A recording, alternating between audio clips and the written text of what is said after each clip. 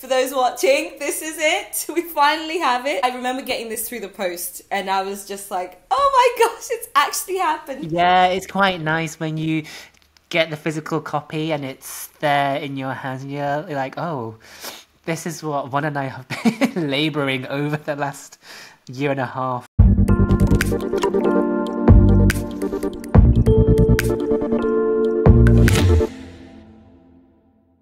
How are you today, Von? We finally launched the book. Yeah, oh, I'm good, thanks. It's finally done.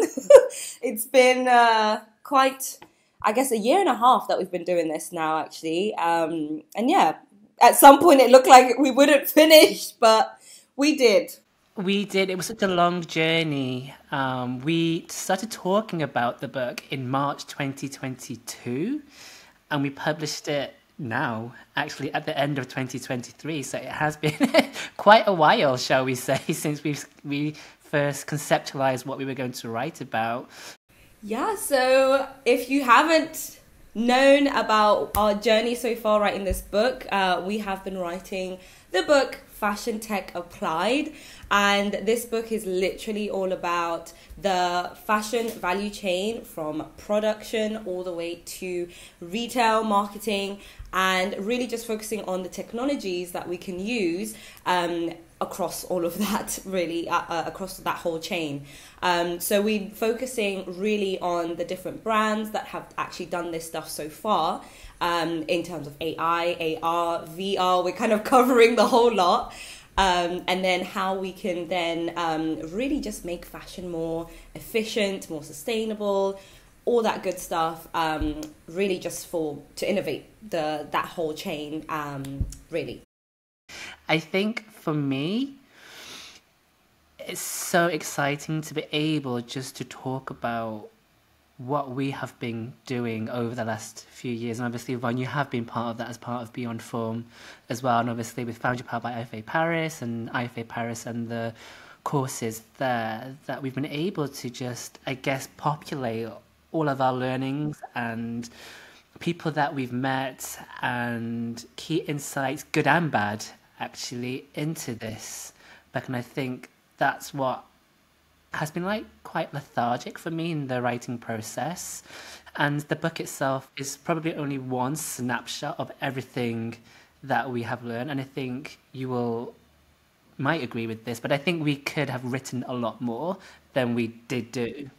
So what's inside the book, Von? How many chapters? What are we talking about specifically? Shall we go through it one by one, the chapters? Yeah, that would be great, yeah.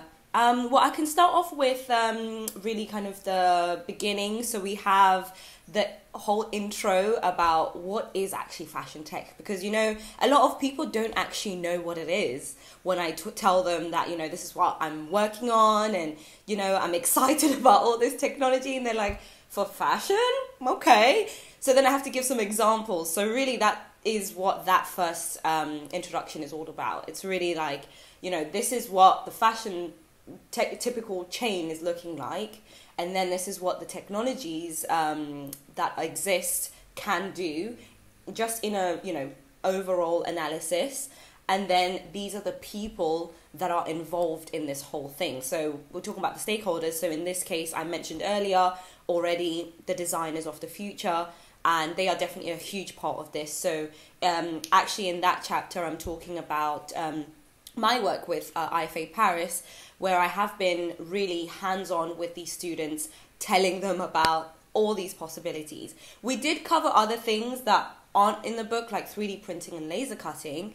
However, we do have just the general knowledge that they needed to learn as well, to just know the full scope of technology. So that is obviously AI, trying out some of the stuff that our startups, when we were working together, were actually working on.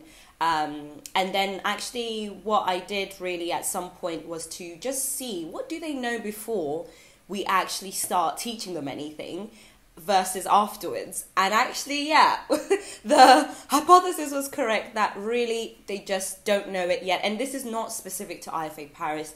We've seen that this is also across other schools. Having learnt fashion design ourselves as well, Peter and myself, we know that they don't necessarily teach that in a typical fashion design bachelor's or master's, in terms of even business as well, because this is really a huge part of what this whole fashion tech future is all about. You need to kind of know these different sectors, put it together to make it work. But just to kind of look at one of the tables, just a little glimpse into what's in the book, we do have, we kind of had this pie chart where we are looking at what do they know so far, or what have they heard, maybe at an internship with a brand, or just in general mainstream fashion. And actually, just looking at the pie chart here, digital fashion was one of the ones they have got an introduction to, with 48.57% of them saying they had heard of, Clo 3D, those digital design softwares where you have digital garments that can be made into NFTs, etc. But I do think they had heard of that because of us, actually, not because obviously I'm not trying to toot our horn here, but this is really the reality that obviously I think that is one of the reasons why they came to IFA Paris as well, because this is what we're teaching them. But if we were to ask this maybe before they even heard of IFA Paris, probably wouldn't have heard of it. And I think really to blame, should I say, is that mainstream fashion just isn't doing it that mainstream yet. And if mainstream brands are doing it, it's not necessarily in a mainstream way that they would do their campaigns normally. It's just kind of in the corner, that little thing they might post on LinkedIn, but you're not going to see it on their website or something. Yeah. I don't know if you have anything to add to that. I think it's very interesting from the survey that you did, Von, with your students, is that even though they had thought about technologies in some way, the majority didn't integrate it into their design or creative process in any way yet. And it does, I guess, create the question of, so when are these guys going to get kickstarted? Because at the same time, obviously, when we're speaking to fashion brands, they want to have talent that has these sorts of skills that they are looking for proactively to hire. So I'm just wondering, how do they move on from, okay, fashion design is pen to paper, pattern cutting and toiling on the dummy, which of course is great. There's nothing wrong with that in any way, shape or form. And I think that's what we're trying to say in the book. We're not trying to replace your traditional processes with technology. And this is what we say in chapter 1, but it's how do we now take it even further with technology, and how can you upskill? And we obviously come back around to this in the conclusion of the book, is you want to really future-proof yourself. It's kind of my key takeaway from the results that you were just talking about. So I guess for any listeners out there is to get started ASAP with these sorts of things. Most definitely. And I have had some people actually approaching me about how do I get started, and really there are some online courses happening now. You can go to schools such as IFA Paris, and there are a few others where I actually studied, Nottingham Trent University, where they are starting to learn Clo 3D, etc. So it's slowly getting there with the education part. But yeah, even online, I think self-taught stuff is also possible. I've seen a lot of people do well in that as well. And even just mindset, I think, just to end on that note, that Jean-Baptiste did mention, so the CEO of IFA, he actually mentioned, also quoted in the book, that really the mindset is, traditional is the way to go with fashion. And that's obviously what we're seeing with why brands like Chanel, for example, wouldn't shout about a new technology they're using, because they're known as this, traditional, cool brand. So yeah, really now it's about just trying to change that mindset across the board, so everyone's just open-minded to try something new. Absolutely. And for our listeners, you can get this book as an ebook, but also as a printed version as well, which we'll go through those details at the end. At the end of each chapter, we also have an activity of some sort, whether that's to check out a specific technology or to reflect on the way that you are working with technologies in your fashion practice.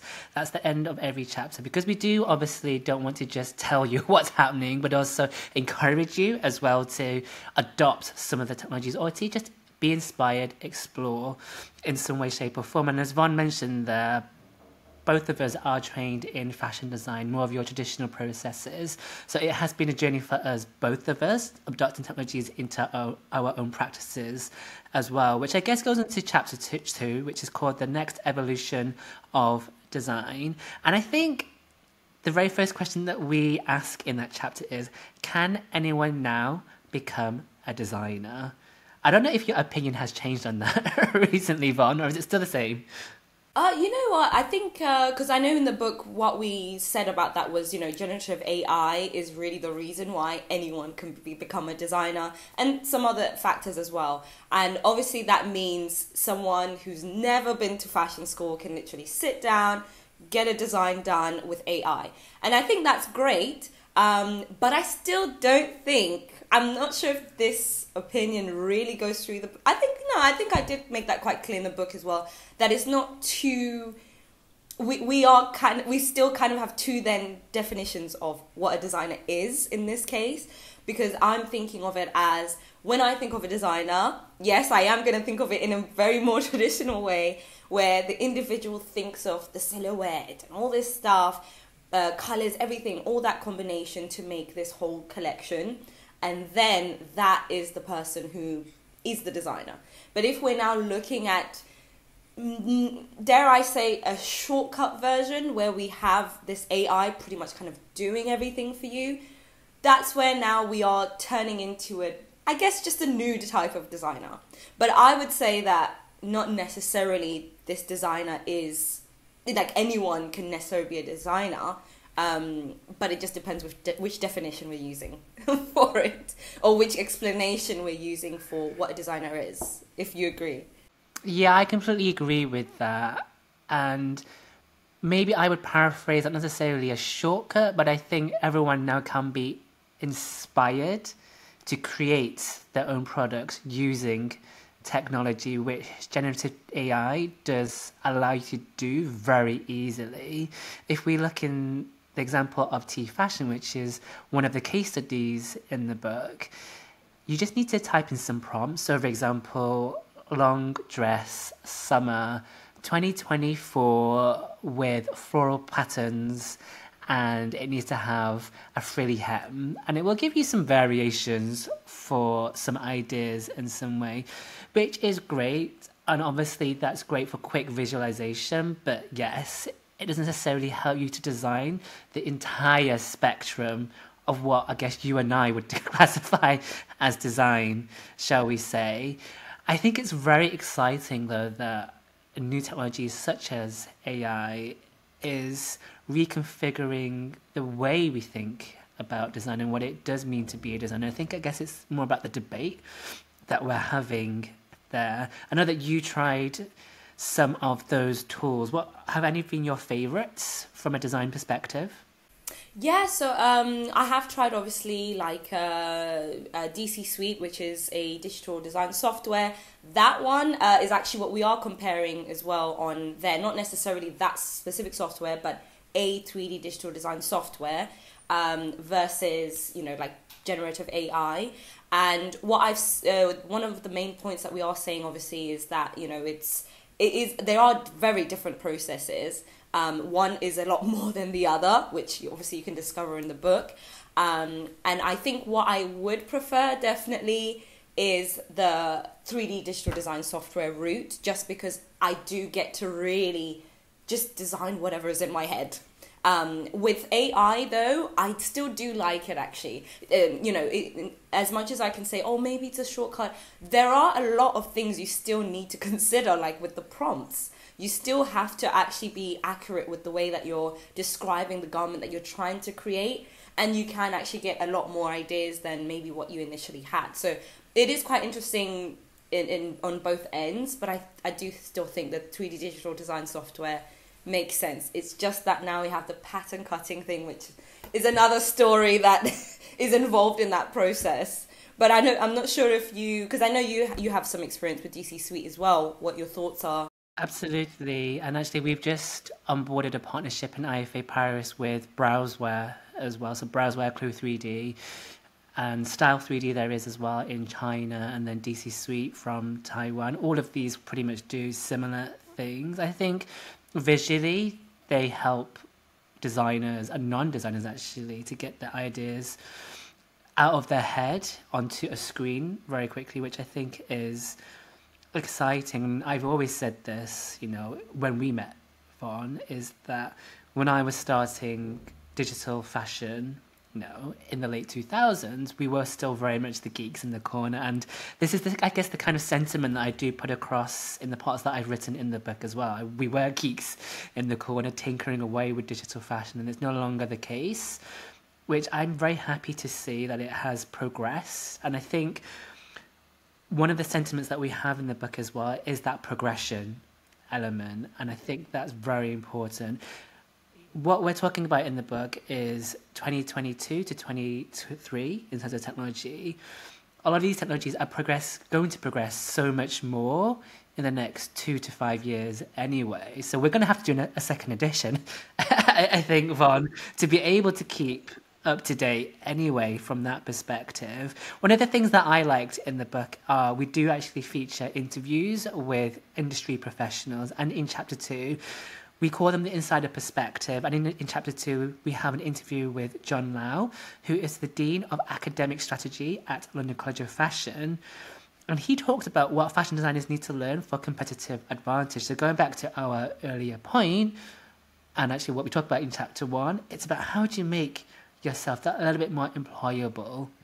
We know that there's not enough fashion design jobs out there anyway, and we know that it's very difficult to get your own fashion brand onto the market, which both you and I, Yvonne, have been in that place, and I think you are still in that place with your fashion brand as well. It's just incredibly difficult. So it's about how do you always turbo charge yourself with new skills. And just innovating as well, so that you are standing out beyond the crowd, which is actually one of the reasons why I did consider technology for my own brand as well. But I know another thing as well that we speak about in the next chapter is also the fact that it's not just the visuals, but it's also the physical elements of what a garment is made from. Because obviously we're talking about digital tech a lot, but we also have the actual physical fabrics, biomaterials that can be used to also innovate a fashion brand. I know that that was one of your main focuses. Can you take us through that section? Yeah, so chapter 3 is called Production and the Connected Supply Chain. One of those parts that I'm talking about in the chapter is about biofabrication, and we have the case study of Altmat with Shika. It's based out in India. And what she's done is she's basically made a biorefinery that creates fabrics that are suitable for clothing made out of agricultural waste. So, for example, from your crops of wheat or sweet corn or whatever, you have all of these leaves that normally just get thrown away or put into a landfill. And essentially what Altmat does is it takes all of that waste, it puts it into a vat of chemicals, and it turns that into liquid that can then be solidified and turned into usable yarns, and obviously then spun into usable fibers, spun into then yarns, and then eventually into fabrics. And I think that is super exciting. She's currently doing some pilots and tests with some very big fashion brands, and I think we are at the very beginning points of new material innovations such as Altmat into mainstream fashion. However, the downside to that is that it's still very costly to do this type of fabrication for fashion, and not all fashion brands actually have yet warmed up to the idea of biofabrics either for cost purposes, for aesthetics and design purposes, or just because they just don't want to, basically, because it's just something extra for them to think about and to explore. I'm not saying that obviously you and I agree, Vom, but it's just the way the industry currently is. And I think that's one of the things that we also want to get across in the book as well is, okay, it might seem difficult right now. It might seem that there's a very long distance for brands to go to get to that next stage. But I think both you and I agree that it's actually needed to make that happen. Most definitely, yeah, because there are more factors than just, oh, let's, have this greenwashing of a marketing strategy just to say that we're sustainable. But actually, there are factors like the actual planet that do need, that are kind of, are determined by those actions that are being taken in the fashion industry, yeah. And I guess that's also why other technologies that are linked to that, so that we're kind of going back to the digital side, but linking it with those types of biomaterials, is what we speak about in terms of looking at like digital passports, for example, seeing that journey of the fabric, how it was made from start to finish, having that accountability and traceability as well, as a customer, but also as the person, actually purchasing these fabrics for your brand, which I think is really exciting. But it might sound a little confusing at the moment. On the note of confusion, the book is filled with a lot of images and diagrams. So hopefully what Von has just talked about will be less confusing once you see the images in the book. And exactly. I recommend, yes, buying the printed version just because everything looks nicer. It does. You have to buy in order to see what we're talking about. That way it won't be gibberish. Exactly. So the second half of the book is all about the downstream phase of fashion. So chapter 4 is called Marketing Beyond Physical Realities. I know that Von, I think part of the writing process, maybe this was the side that we found more fun, shall we say, in terms of writing, just because it is so visceral. There's just so much to talk about. There's already a lot out there as well. It's a lot easier to understand. We talk a lot there about augmented reality in chapter 4, for example. I know that you tried out some technologies for chapter 4, and you can actually see photos of Von trying to on various digital garments via filters inside the book. What was your favourite there? Yeah, I think definitely just... It's quite difficult because I like the different technologies for different reasons. But I think what I really enjoyed was what I did with my own brand, which was the augmented reality captures. And that was pretty much... It was nice seeing actually just the process of how that is actually made. But also just seeing how you can really immerse yourself on your own phone is really interesting. So again, you'll need to buy the book to have a look at that, or you can also just go on my website. But really what that is about is how you can take this image of a physical garment that already exists. So this is where we start kind of comparing the different technologies all together, because earlier we spoke about how you have to create a digital garment from scratch, maybe with patterns or maybe with AI. But now we've actually moved on specifically to something that already exists, a physical garment that's already been made, and now you're capturing that, putting it back into digital. But the difference with this one is that it is really about the promotion of the garments. You're able to look into them in more detail. We're able to interact with the customers more. And Eleanor, who was my main point of contact at Capacity, which was the company I partnered with, her point was really this is not about just trying to sell the items, but actually also just engagement. That time that the customer is spending looking at these items is just as important as also all the other technologies and all the other reasons that they exist as well. I think to that point though, with your brand specifically, where it is dealing with adaptive fashion and you have to be able to understand how to get in and out of the garment, how the zips, unzip, shall we say. Because I remember one of the ones that you did, it shows the person or the viewer how to unzip at the shoulder, I think it was. And I think just, obviously a static image, you would never be able to show that at all. Oh yeah, exactly. I think I'm glad you touched up on that point because that's again something that Eleanor was talking about. When you compare that time that's being spent, the customer is able to really look into those details. Normally, fine on some websites or some brands, you have an image or video of what a feature like that may be like. But here, you get to kind of control it because at the tap of your own fingers, kind of scrolling, you actually are maneuvering that model that's there. So in this case, you're able to then really get into it as if you're kind of, in the store as well. So it's really just trying to mirror what you can get in real life in a digital world as much as possible. And that's almost as close as you can get. Obviously, we have VR, but that's now a completely different thing because that's now... you're just not going to get the same thing, and not everyone has a virtual reality Oculus Quest at home, but at least with AR, that's one of the reasons why it's my favorites, because it's super accessible as well for everyone to be able to see. Yeah, and obviously there we talk about a case study that has a useful case study and you've been able to implement. One of the things that I liked in chapter 4, we have the insider perspective from Matthew Drinkwater, who is the head of the Fashion Innovation Agency, part of LCF in London. And he talks about how to build immersive brand experiences and virtual worlds. And I just remember sitting down with him during the interviews and he was going, yeah, when we first started, like 10 years ago, brands struggled so much to get their heads around how do you build a visual virtual world, and it's not necessarily that easy either. Technically, you can't just click a button and then your out comes a virtual world.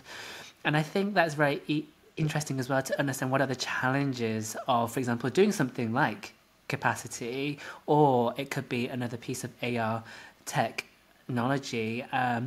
But what he does allude to is that we are going to be experiencing more virtual worlds because brands see that it is engaging with, because as you were saying, the engagement is just different. And we're going to see more virtuals coming to life, I think, in 2024. One of the notions that we talk about in the book is multiverse marketing, and it's about how do you connect all of these different virtual worlds as a brand. Either it's shoppable or not shoppable, but it's allowing you to engage with the brand in a certain way, which I think is going to be more prevalent because customers don't necessarily just want to be scrolling and scrolling on product display pages. They want to engage with brands in a different way. And especially some of those customers that do spend all day on their telephones, it's just a new way of engaging.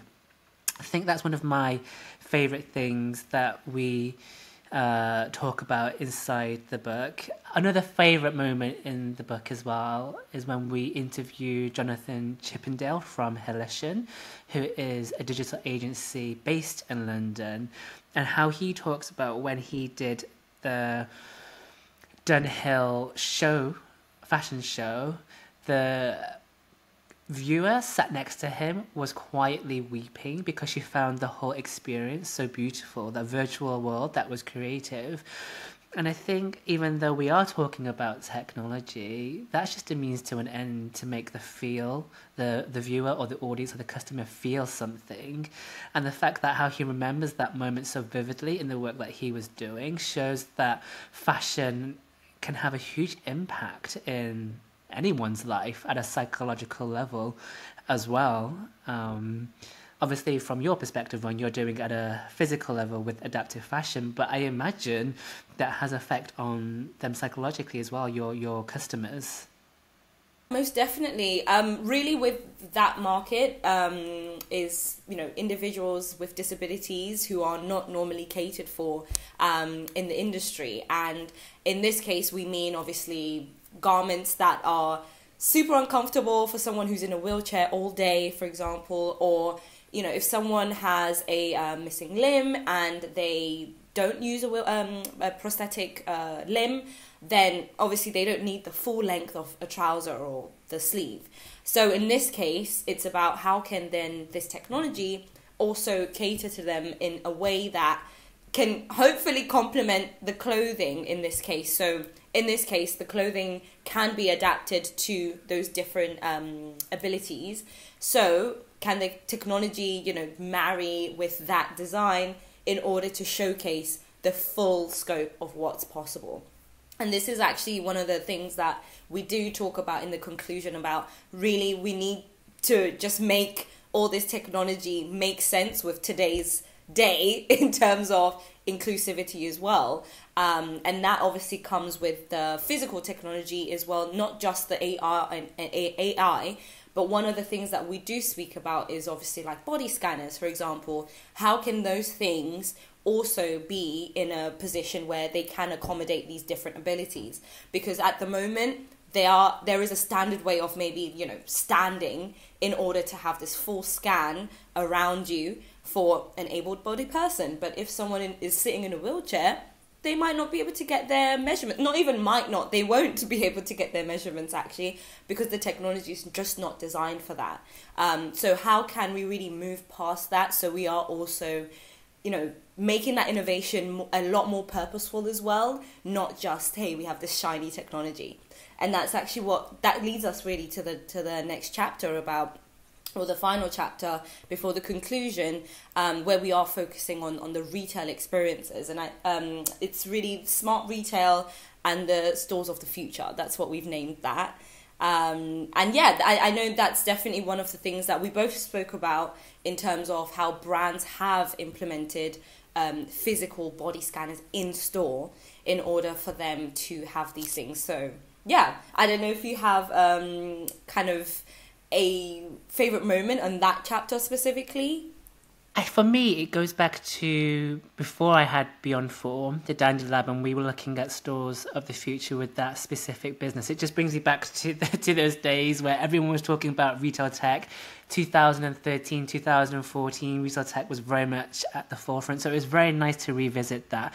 For anyone that is listening to the audio version of this, not the video version, you can just I can sense Von's passion specifically. You can just tell, specifically with the adaptive fashion element, that's one of your passions. So you need to see Von's passion for that point. But going back to the retail side of things, that whole notion of fits is something that I hear about pretty much every week. Whenever we meet a startup or a founder, everybody wants to try to address fit issues. Then theoretically it should reduce return rates as well if products fit you properly when you're doing online shopping. What we say in the book, though, is that it's still incredibly difficult to solve as a challenge for the fashion industry. But there are some very good solutions out there at the moment. And we talk about Treaties in the book. We talk about Shoe Fitter in the book for the footwear side of things. We talk about Hanif as well and Fitmatch with Rihanna's brand, Fenty. And I know that you interviewed Hanif there for that specific case study. But there's just so much happening there. And I think that notion of fit is very important. And going back to your point earlier, all of our bodies are just different. So why are brands making clothing to such standard sizes all the time that just don't fit all of these different body types? I completely agree. I think that's one thing that is still very backward or very traditional and conventional about the fashion industry, that I'm not sure if we're ever going to see change in terms of a very mainstream scope. But obviously some brands like mine, but also some others, are doing, made to measure or made to order, etc.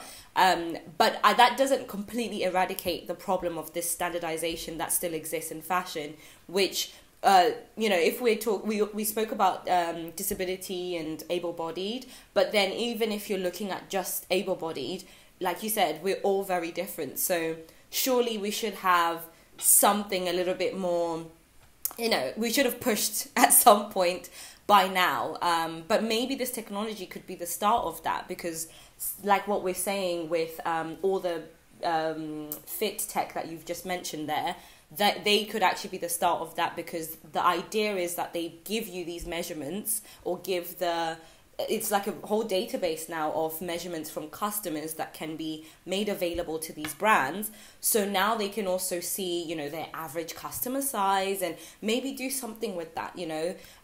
There are many solutions that can come from this, but really I think we have to go back to that idea of mindset of the brands. But we also have to be realistic, I guess, because it can be expensive for a brand trying to accommodate all the customers that are different. Even the mainstream brands, it's quite a task, but they just have to be willing, because there's a lot of potential, especially with this technology. Absolutely. And on that key word, I guess, of willing, our final chapter, chapter 6, the conclusion chapter, is called Minimum Effort, Maximum Output. We put a lot of effort into this book. Hopefully there'll be a lot of output for our readers. In this conclusion, we do round up everything that we have talked about in the fashion value chain, and then of course all of the technologies as well. Well, I think one of the interesting things that we did do there is just rounding up, you know, what we think is really the future. Like we've basically listed all these technologies and different ways of using them throughout the book, and now at the end we are really just talking about, okay, fantastic, but these are the ones we do really believe in, and they're not any different from actually what we have written before that. It's really just looking at the technologies in the different scenarios and pinpointing those. So I'll let you guys take the book and read that for yourselves, but really I think that's one of the main takeaways, that yes, we have all this scope of different technologies, but some of them are a little bit more like must-haves compared to some that are just nice to have. And we started the book with a question. We finished the book with a question, which is, what happens next? And I guess that's the question for our listeners. What happens next is you buy the book, I guess. Yeah. Shameless plug for the book. Yeah, I completely agree with everything that you said there. One of the key phrases that we also put in chapter 6 is that relevancy is real, and obviously during the COVID pandemic era we did see a lot of fashion brands go bankrupt because they weren't able to keep that competitive advantage, and technology is one way of being able to keep up to speed with your customers, with the general market and so forth. So there you have it. That is the book, Fashion Tech Applied. So guys, it is available on your Amazon and many other platforms, but we will send a link or put the link on the description of this podcast. We do have actually 20% off, so you will have a very nice chunk taken away just for listening to this podcast and being able to get into the description to get that discount code. You can also just reach out to us as well. Tell us your thoughts about the book on LinkedIn. We're going to be talking about this a lot on there, but even Instagram, TikTok, whatever it is. And yeah. Thank you so much for your time, Von. It's great to have you back on a show talking with me again. Yeah. It's been a while that we've been on a show together, but it has been really fun and really just talking about something that we've really put our hearts into. And blood, sweat and tears into this book for the last 18 months. Exactly, but honestly, it's here, guys. If in case for those watching, this is it. We finally have it. But yeah, no, honestly, I remember getting this through the post and I was just like, oh my gosh, it's actually happened. Yeah, it's quite nice when you get the physical copy and it's there in your hands and you're like, oh, this is what Von and I have been labouring over the last year and a half over, but it's very nice. What is one word that you would use to describe the journey of writing a book, Von? Definitely tiresome, but not necessarily in a bad way, because I know that sounds quite negative, but it is tiring to write a book. I've heard even other authors talk about that journey, that at the beginning it could be like, yeah, and then at some point it just never ends.